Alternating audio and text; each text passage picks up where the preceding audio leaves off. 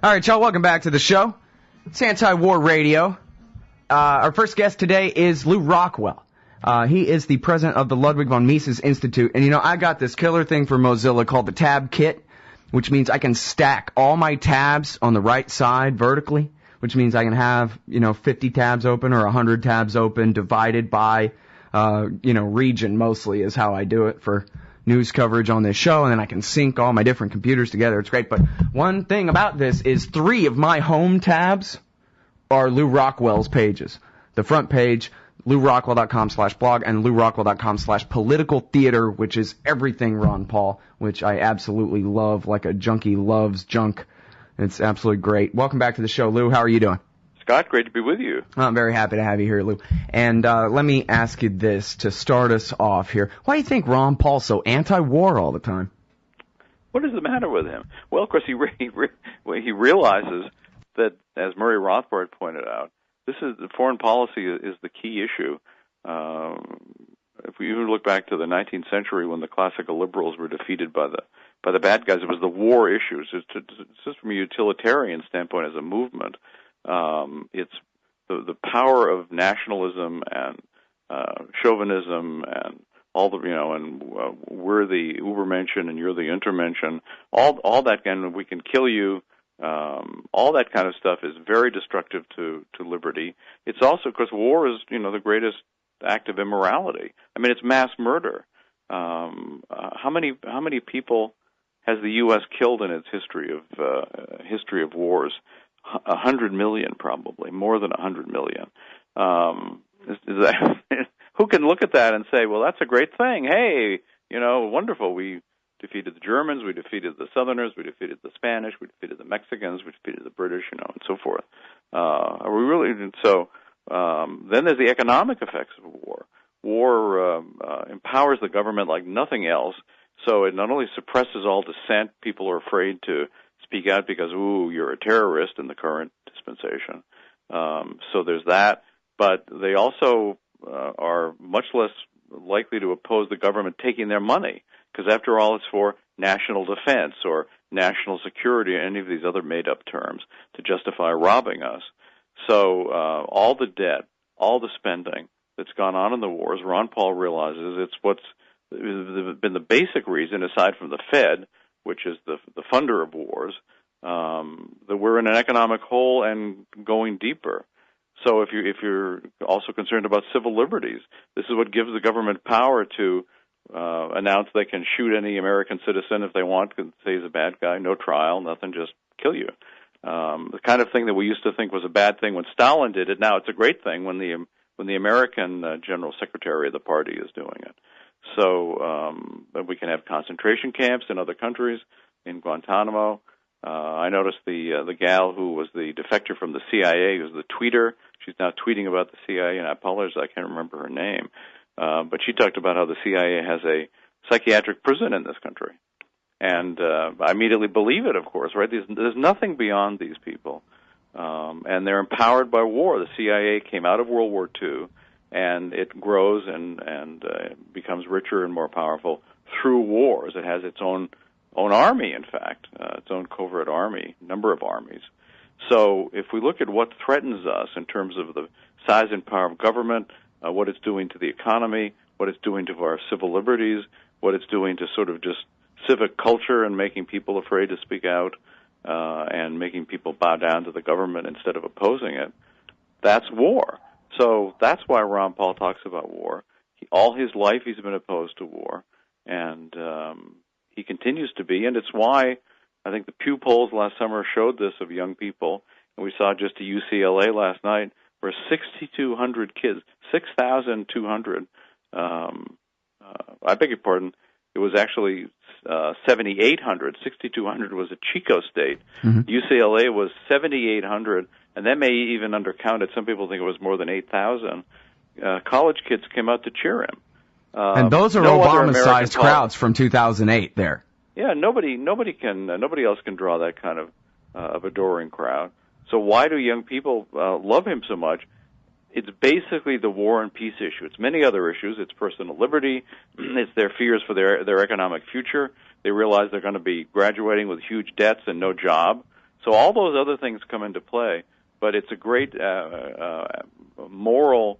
It shows the morality of American young people who've not been warped by the state and by the warfare machine, that they are, first of all, opposed to the vicious, murderous, bloody wars the U.S. government is waging all around the world.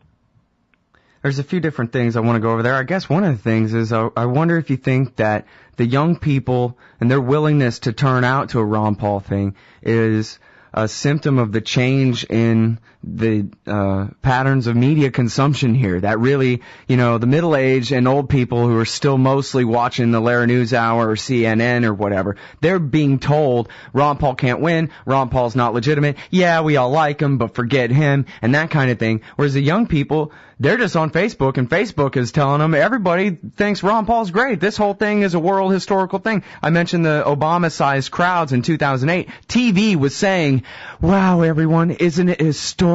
Go out and take part, and whatever. It was totally officially top-down sanctioned, love this rock star kind of a thing. All these kids are turning out to see Ron Paul. I don't know if it's in defiance of TV, but maybe just because they're completely ignoring TV. Well, it's an astute point, and in fact, ever since the 1970s, TV viewership has been falling, which I think is a wonderful thing. And certainly young people don't watch television anymore, and TV news, that is, any more than they pick up a newspaper. So because, as one recent article argued, news makes you stupid. I mean, if you listen to the regular news and absorb it, it actually lessens lowers your IQ, because it's just a bunch of lies. So yes, young people are not they're not watching the NBC nightly news and the rest of these propaganda things.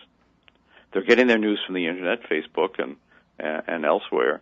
And although I also think it's again shows the Ron Paul revolution is far more important than this election, far more long-lasting than this current political campaign, because Ron Paul has won the youth election, if we can think of it that way. Yeah. So I think that these kids are interested in Austrian economics. They're interested in issues of war and peace. They're interested in prosperity, very worried about their own future, lack of prosperity, and they're concerned about sound money, Federal Reserve, all these kinds of issues that they're not supposed to think about. You're not supposed to know about this stuff. You're not supposed to care about it. If you do care about it or know about it, you're just supposed to take the CFR or the NBC or CBS or whatever view of things. They don't. So I think it's so encouraging, and I think it's so regardless of what happens in this particular election, and whether it's Creep A or Creep B ends up getting elected in November, the underground revolution, the revolution that the bottom-up revolution, which is the only kind of revolution that matters and that means anything, and the fact that people are changing, their hearts and minds are being changed, which is what has to happen before anything else can go on. So Ron Paul's changing the climate of opinion among young people, among the future leaders of this country and of our society. So I think it's just terrific. I think we're all going to live to see it, and I think it's not going to be happening tomorrow. But this is boiling up, it's bubbling up, and by the way, this terrifies the regime. It's one of the reasons they never want to mention Ron Paul's name. I mean, I noticed this morning the news was all about, Santorum and Gingrich are going to drop out. They're going to do the wonderful thing and drop out. Right, they won't even mention Ron's name Ron Paul. In a story like that about how he should quit. Yeah, they don't even mention his name. That's funny. All right, we have to leave it there and go out to this break. We're talking with Lew Rockwell from Mises.org. That's the Ludwig von Mises Institute, and also LewRockwell.com and /blog and /political theater and /podcast show too. We'll be right back after this. All right, y'all, welcome back. It's Anti-War Radio. I'm Scott Horton. I'm talking with Lew Rockwell. He's the author of The Left, the Right, and the State. And he's the chairman of the Ludwig von Mises Institute. That's Mises.org. And he keeps the website LewRockwell.com. I like in the spirit of Good Friday and Easter and all that coming up, the top story today on LewRockwell.com is the government murdered Jesus Christ. And that's the kind of fun stuff you can find at LewRockwell.com. We're talking about the heroic Ron Paul and his reprise of the greatest speaking tour on behalf of peace and liberty and sound economics in world history. And that goes to something you were saying before the break there, Lou, which is that this really doesn't have much to do with the election. It's not like the empire was ever going to let him win anything here. What's going on is the greatest speaking tour ever on behalf of peace and liberty and real sound economics. As you're saying, these giant crowds are turning out, especially here. Maybe after it's too late to get the nomination, the crowds are really starting to build. And the point being that by the end of this, just like 4 years ago, by the end of this, there will be thousands and thousands, maybe tens of thousands of new libertarians in the world, smaller numbers, smaller proportions, but still of new anarcho-capitalists, of Austrian school economics, economists, people who go and get their PhDs and are serious about pursuing economics as a career, but are of the Austrian school and not Keynesian or Chicago schools. And on and on and on like this, assuming that the governments don't kill us all with their hydrogen bombs. Ron Paul is going to live forever. Ron Paul has just completely thrown out that stupid, conservative liberalism and liberal conservatism consensus that we have in D.C. and exposed the masses, really, of the whole planet Earth to hardcore plumb line Rothbardian libertarianism, and there ain't no going back for him. Scott, exactly right, and you, as you say, it's not only in this country, and I get reports from countries all around the world, from libertarians and classical liberals all around the world, about the immense effect that Ron Paul has had among young people in their countries. I had somebody tell me the other day that Ron could be elected president of Brazil if he could only run. So, I mean, there's young people he's touched young people all over the globe, and this, of course, is an international movement. It's certainly not limited just to the little dotted line on the map of those of us who were taxed by the wonderful Uncle Sam. There's young people all over the world are being attracted to this. This is where revolutions start. They are young people's affairs, and Ron is going to be his next speech, which I think is tonight, but I'm sorry not to be 100% sure of that, is at Berkeley. Now, what Republican could go to Berkeley is going to draw a huge crowd at Berkeley, just like at all these other colleges and universities. Been at thousands and thousands of kids. This was true in 2008 too. So he brought a lot of maybe millions of young people all around the world in 2008 into this. This is happening again. It's building, and of course he's not, as he himself says, he's not running for political power. They criticize him for this, that he doesn't dream of exercising power over others and running their lives, that he wants to diminish the power, that he wants to let people have freedom and make their own decisions, live their own lives. So this is really, it doesn't have anything to do with politics as we normally think of it. And I think when historians look back on this era, Ron Paul is going to be the dominating figure, not Obama and not Mitt Romney. Right. Yeah, they're not the leaders of any ideas whatsoever. They're just the leaders of, groups of followers, and that's not too impressive. Right? I mean, they're just two looting gangs. Right.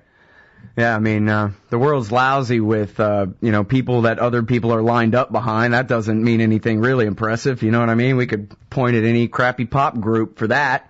Ron Paul is making a mark. And you know what it is? I saw this thing, and it's the same old thing, but they said on TV, what MSNBC or one of these talking heads was saying, yeah, there's been a lot of troubles in the Obama years, and so people are swinging back the other way to a Mitt Romney conservatism or something. And the point of that is that who's this still working on? The fooling some of the people some of the time and all of that? That's got to be a smaller and smaller group of some, and a lot more people who are standing outside the consensus and saying, really? If I don't like Obama, even if it's any more, I got to swing toward Mitt Romney is the only way I have to go from there? That's the pendulum swinging, It doesn't make any sense.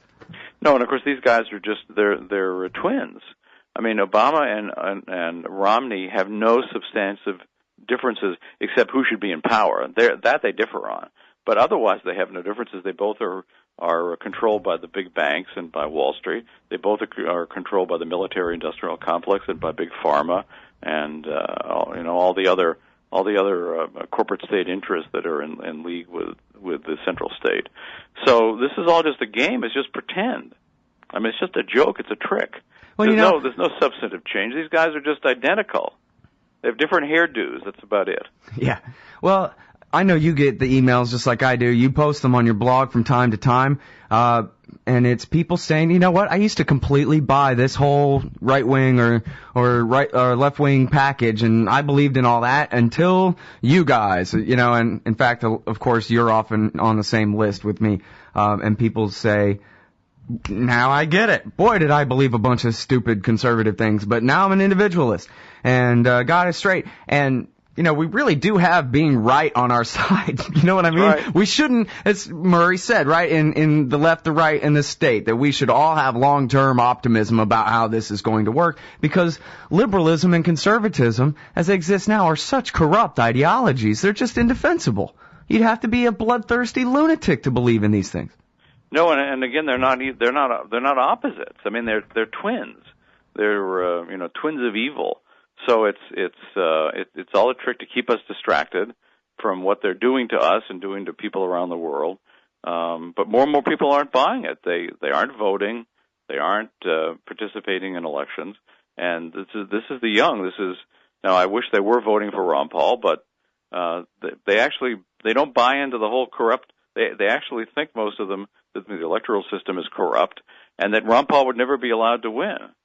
So, my guess is that's correct. I don't think Ron Paul ever would have been allowed to win. I think there's a lot of evidence of crooked stuff in some of these caucus states and probably primary states. Well, you mentioned that last time. We didn't really get a chance to go into it very much, but I wanted to say that I agree with you about that, and I don't really know all about it, but I'm perfectly willing to speculate that they stole a couple of those, and maybe even the big one, the first one, Iowa, which would have changed everything because, Romney was definitely going to win New Hampshire. He has a house there or whatever, but it was all a question of how strong of a second for Ron Paul. And if he had won Iowa and then had an even stronger second for being the big news out of Iowa in New Hampshire, and then been able to go into South Carolina like that, you could have been looking at an entirely different narrative for the outbreak of this thing, the entire way that it's been run. And I don't know how many of them they stole, but I think there's been some real shenanigans going on with. Oh, there's no question they set out to cut them off at the knees to prevent any momentum from building. And I don't think there's any question, especially in those early ones, that there was outright theft. And that sometimes shocks people, but, this is the same bunch that's happy to, steal millions of dollars for their Cayman Islands bank account and is happy to start wars and kill 1 million people in Iraq for economic reasons and power reasons. They're willing to do the most horrendous things that we're supposed to think that they're somehow morally above stealing an election. So this is a long American tradition, stolen elections. Not only does Mayor Daley in Chicago famously stole the 1960 election there for John F. Kennedy, although probably Kennedy was better than Nixon. But again, there's a lot my dad of always said it's a good thing he elections. stole it too, because Nixon would have blown up the whole world during the Cuban Missile Crisis. Yeah, well, so there's been many, many stolen elections in American history, and I don't think there's any question that Ron Paul is a victim of this. It's because they fear him so much, but I think his path to influence is not through the government. It never has been. Even as a congressman, he's always used that congressional office as the bully pulpit to teach about liberty. He never played the game of, I'll vote for your bill, you vote for mine, and then I can become chairman of the committee or whatever. That was never his way. So he's using, again, elections and politics to spread the word, but he's not he's in the electoral system, but he's not of the electoral system. Right. And he's separate from it. He's above it. And because of that, he will be the long-term victor. Yeah. Well, and for people who don't know this, obviously you can look him up on YouTube, and you'll have a great time looking up Ron Paul on YouTube. You might just get stuck watching him till 4 a.m. It's great. But also, LewRockwell.com has the Ron Paul file, which is, dozens anyway of articles about Ron Paul, and must be hundreds of Ron Paul's articles. Of course, we have his foreign policy archive at antiwar.com as well. And I urge people to read Ron Paul, just for your head. Never mind electoral politics, but he's among the best of the libertarians, always has been, my hero. And I know yours too, and a good friend of liberty. Thank you, Lew. Appreciate it. Scott, thanks for having me on. Everybody, that's Lew Rockwell, Mises.org, LewRockwell.com.